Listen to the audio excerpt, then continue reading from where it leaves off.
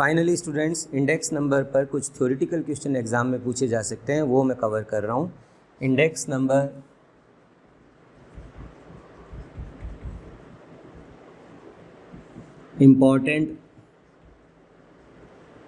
Important theory questions, some important points.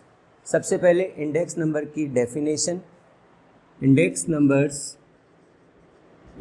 Numbers are ratio और average of ratios. Index number या तो कहें ratio होते हैं या रेशियो के एवरेज होते हैं, एवरेज ऑफ रेशियोज। ये डेफिनेशन कहाँ फिट बैठती है? ये बैठती है एग्रीगेटिव पे।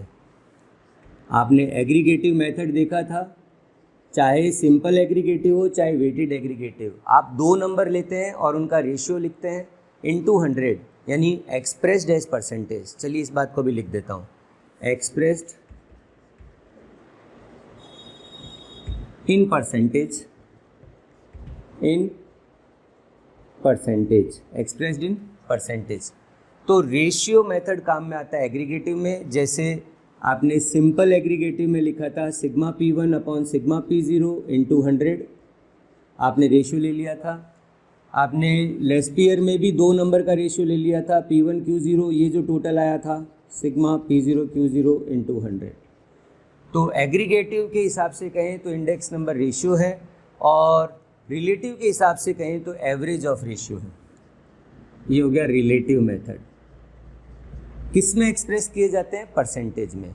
तो इसका मतलब ये है कि इंडेक्स नंबर परसेंटेज चेंज बताते हैं। अब आपको एक क्वेश्चन मिलेगा, वहाँ पे कन्फ्यूज़न होता है। एक ऑप्शन में लिखा हुआ है रिलेटिव चेंज और एक में लिखा हुआ है परसेंटेज चेंज। आप किसे आंसर देंगे? तो डेफिनेटली रिलेटिव चेंज भी सही है। जैसे कि यहाँ पर आपने रेशियो लिया है, रिलेटिव चेंज का मतलब रेशियो इनटू 100, तो आप पूरा पढ़िए एक्सप्रेस्ड इन परसेंटेज, तो फिर आपको आंसर देना है परसेंटेज चेंज। दूसरे शब्दों में कहूँ तो ये बोल सकता हूँ परसेंटेज चेंज में रिलेटिव चेंज वर्ड वैसे ही आ गया, तो आपको आंसर परसेंटेज चेंज देना है, ना कि रिलेटिव चेंज। गलत हो जाएगा, अपने को ICI की बुक के हिसाब से चलना है। तो आपको क्वेश्चन नंबर 5 में मिलेगा इंडेक्स नंबर शो परसेंटेज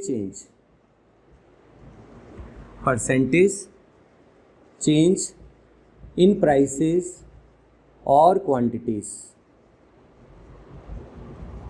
तो आपको वर्ड कौन सा यूज़ करना है? परसेंटेज चेंज, ना कि रिलेटिव चेंज। हालांकि रिलेटिव चेंज भी सही है, लेकिन आपने जब लिखा है एक्सप्रेस्ड इन परसेंटेज तो आपको परसेंटेज चेंज आंसर देना है। तो ये हमारा सबसे पहला पॉइंट हो गया। ये मैथमेटिकल डेफिनेशन हो गई इंडेक्स नंबर की।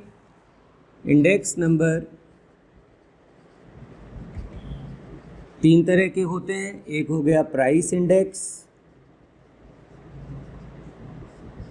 एक हो गया क्वांटिटी इंडेक्स, और एक को आप बोल सकते हैं वैल्यू इंडेक्स। प्राइस इंडेक्स को हम P01 लिख सकते हैं, क्वांटिटी इंडेक्स को Q01, वैल्यू इंडेक्स को V01। तो 3 तरह के इंडेक्स नंबर होते हैं। सबसे ज़्यादा पॉपुलर प्राइस इंडेक्स है। आपकी बुक में भी most of the questions price index पर लिए हैं, कंज्यूमर प्राइस इंडेक्स पर लिए हैं। तो इंडेक्स नंबर्स 3 टाइप के हो गए। अगली बात हमें ये नोट करनी है कि बेस ईयर का इंडेक्स नंबर 100 होता है, जो मैं ऑलरेडी बता चुका हूँ। अब कुछ इश्यूज़ होते हैं इंडेक्स नंबर में, उनको देख लेते हैं। इश्यूज़ इन इंडेक्स नंबर। जब हम इंडेक्स नंबर क्रिएट करते हैं तो कुछ इश्यूज सामने आते हैं, कुछ प्रॉब्लम सामने आती है।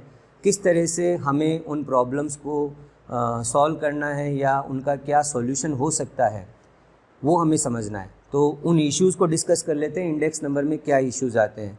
चैप्टर के स्टार्ट में, बिगनिंग में आपको ये टॉपिक दिया हुआ है। सबसे पहला इशू है selection of data. Selection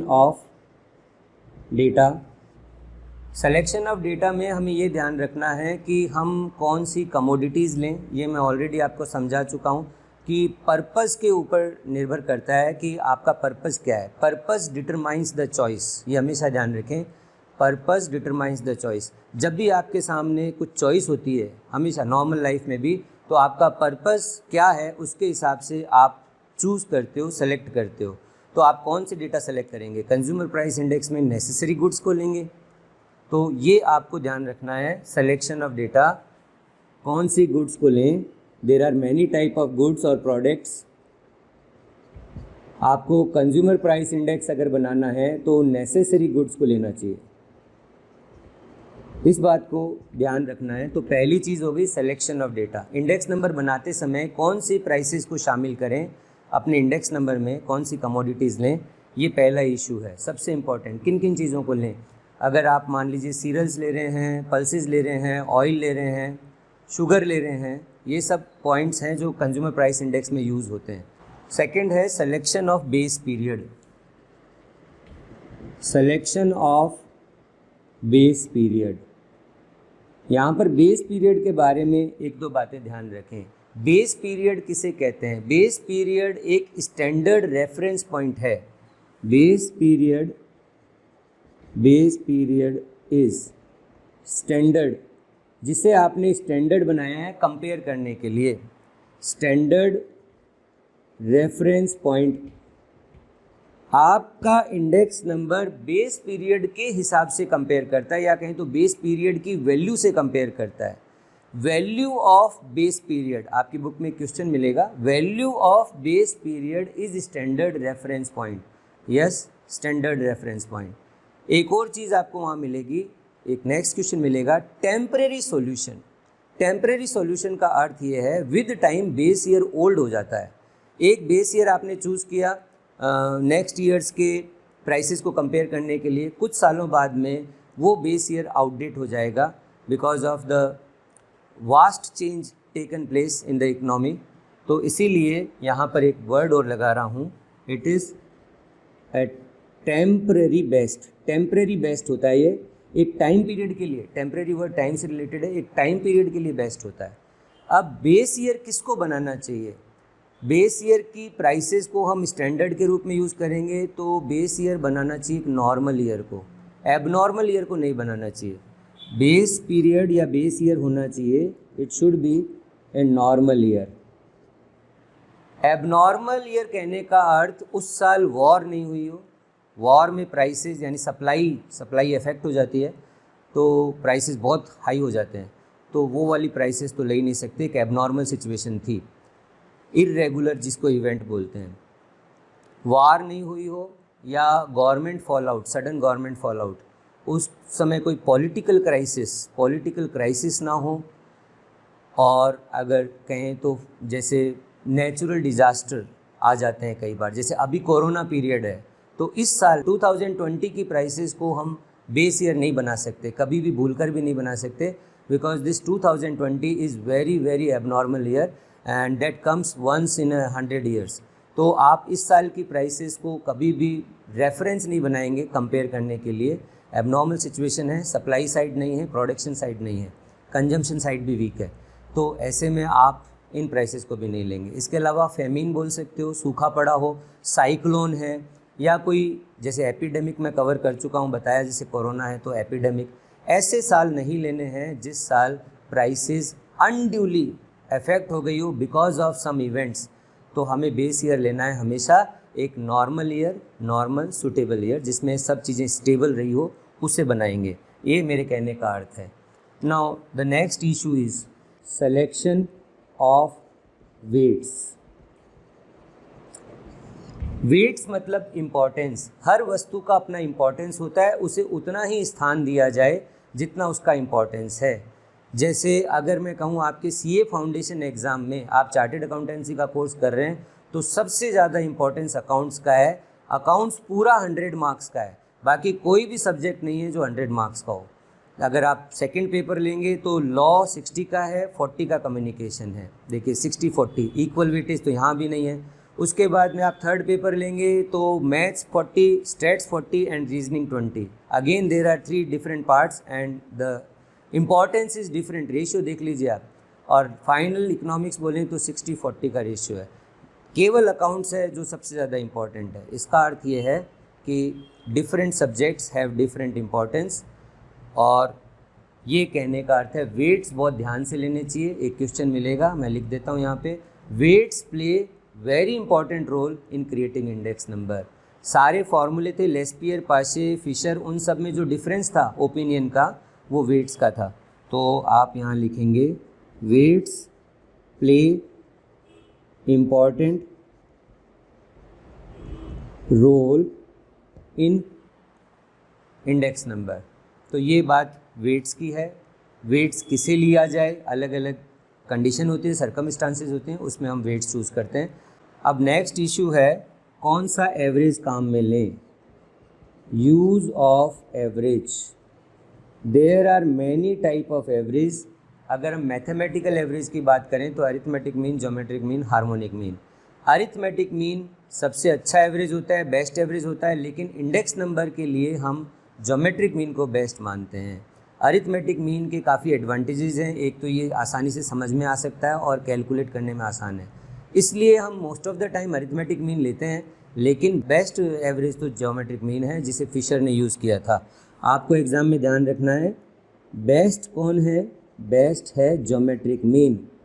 index number के लिए कभी भी क्वेश्चन पूछे कौन सा एवरेज लिया जाए तो आपका आंसर होएगा ज्योमेट्रिक मीन। नेक्स्ट इशू है choice of variables. Choice of variables, यहाँ पे चॉइस ऑफ वेरिएबल्स कहने का earth like consumer price index में होलसेल प्राइस लें कि रिटेल प्राइस लें, इस तरह की बात कर रहा है।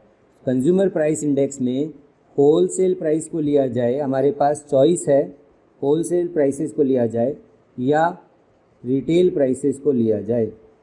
तो आंसर इसका मिलेगा रिटेल प्राइस, जो मैं आपको बता चुका हूँ।